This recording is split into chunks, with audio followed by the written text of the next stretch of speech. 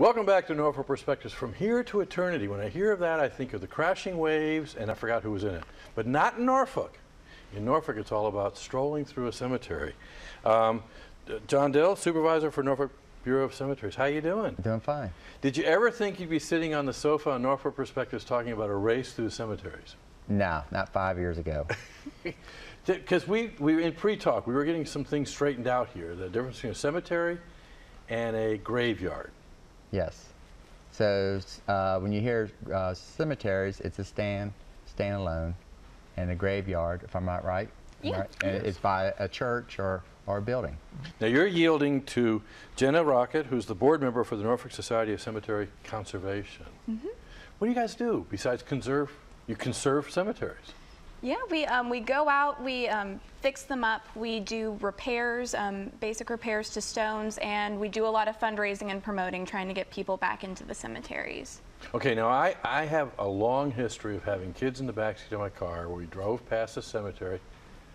I think they held their breath, or did they put their hands up in the air? I can't remember. There's this reverence about cemeteries, right? There is. They were meant to be public spaces, particularly Norfolk's municipal cemeteries. They are meant to be visited and they're meant to be appreciated. So the idea that a great bike ride for me on a Saturday morning is Forest Lawn is okay? Fantastic. I can admit that finally? Sure. So Robert Why not? Hickson. Yes. Long history of cemeteries in Norfolk, Yes. right? Long history. Okay, here's my Okay. kicker, only for you. Only for me.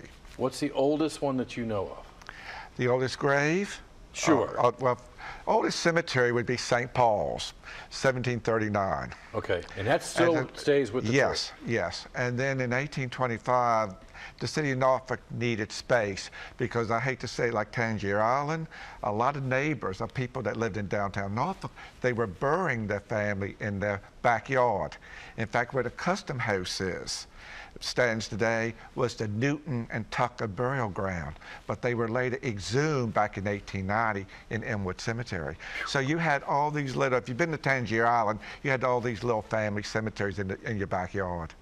Oh. And if you remember when they built MacArthur Memorial, they had found a Gatewood. I remember that. Gatewood vault they didn't even know was there, and they had to remove them, exhume them.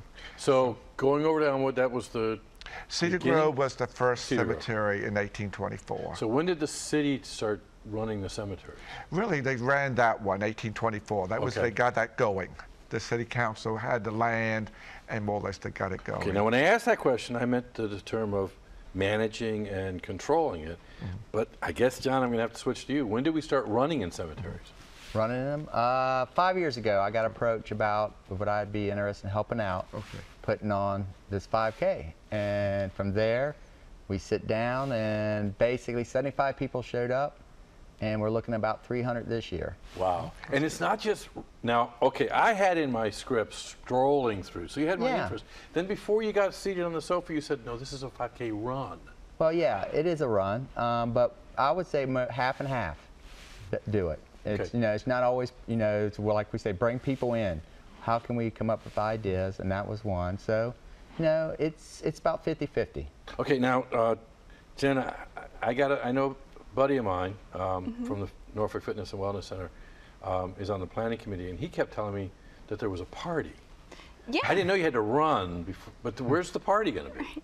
The party is going to be at the plot in the Norfolk's Arts District. Okay.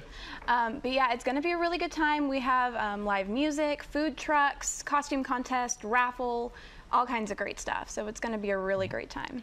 Okay, I hate to make but yeah, this is going to be October 24th, Yes. which by my math is a week before Halloween. Yes. Any tie-in? No. At first we tried it, but no. But Jenna just said costume party. Well, Victorian. Yeah. Oh. Like steampunk And kind Victorian, of. like this time frame and all. So that's the theme. We do have people come out dressed in Victorian style clothes. We have opera singer. I'm trying to line up some of the kids from the public school strings to play and stuff like that. In the party or through the stroll? Through the stroll and out through the course. Oh, that'd be cool. We put music out last year, and so we talked about it, and everyone loved it. So we're trying to get the kids through, you know, violinists and Oh, that'd be kind of cool, actually. and stuff. Robert, I mean, this really, we kind of, I know it's been a lively discussion about having these kind of events in the cemetery, but really through history, cemetery's role has changed, hasn't it? Yes, it has. And it used to be where people would say goodbye to the last one, to loved one, more or less would lower the coffin in the ground. But then all of a sudden, people started looking at the Victorian artwork. It sort of has been frozen in time. And they're looking at the stonework and they're realizing another age, another period, and really beautiful sculpture, angels, old graves. Jen and I, we're doing a program on murders and suicides. You never know what's under Murder the and turf. Mayhem tour. Yeah. You never know what's under the turf in the cemeteries. Oh, wow. And it's a great way to really kind of tell your story. Yes, because a cemetery is a city, city of the dead, you might say. You have the dead mayors, you have your dead council people, and you have all other people, in the society. Jennifer, somebody that doesn't want to just kind of casually walk through there, is there a place where they can find out more about you as the conservation group?